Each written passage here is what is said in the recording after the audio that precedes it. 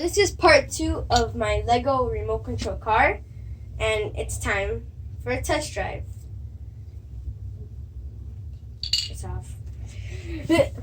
About that. Yeah, okay.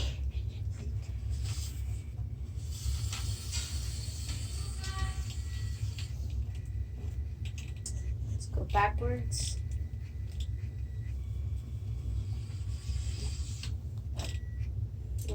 Now forward. And now let me show you what full speed looks like.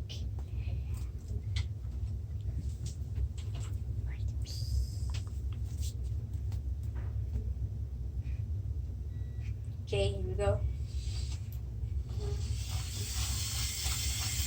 That's not the actual full speed because those are not brand new batteries. But that's it for now. Thank you for watching. Please subscribe and comment down below and give us a like. Thank you.